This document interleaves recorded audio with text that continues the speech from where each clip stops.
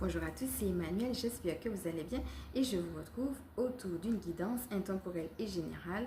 Alors je vais vous présenter cet oracle que j'utilise moins souvent, c'est l'oracle des fées et des lutins de Kevin Piragno. Donc c'est lui que nous allons utiliser et je vais vous expliquer pourquoi. Donc en fait j'ai été inspirée, c'est un oracle que j'utilise souvent lorsque il y a des chiffres comme vous avez constaté dans les autres vidéos qui m'interpellent. C'est lui que j'ai tendance à prendre. Parce que la dernière fois j'ai été interpellée par le chiffre 21.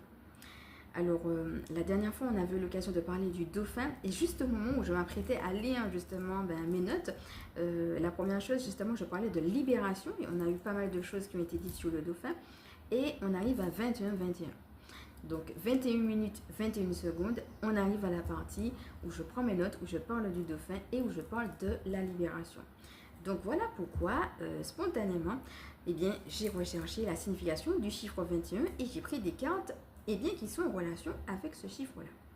Donc regardez ce que j'ai trouvé. 21, succès, accomplissement, communication, écoute. Voilà tout ce qu'il nous dit, voilà comment il nous parle ce chiffre-là, qui est une combinaison du 2. Alors le 2, c'est un chiffre de coopération et d'équilibre. Donc ça va tout à fait dans le sens de la guidance que nous avons eue. Et du 1, qui est le leadership et la nouveauté. Donc pour ceux et celles qui me prennent vraiment au passage, je vous invite vraiment à regarder la dernière vidéo parce que ça va vraiment dans ce sens-là. Et puis j'ai voulu le compléter avec les cartes que voici. Donc on a la carte du troc et la carte de l'ami fée. Alors en 21, celle-ci, c'est le troc. Et en numéro 3, puisque de 1 ça fait 3, donc j'ai aussi tiré celle-ci, c'est l'ami fée. Donc vous pouvez voir déjà comment elle vous parle.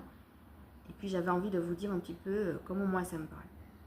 Et puis on va finir avec une petite lecture tranquillement tout à l'heure. Alors le troc, c'est je ne peux pas avoir une chose, ou alors je laisse une chose, mais pour avoir une autre. Je ne peux pas avoir ça, mais j'ai ça.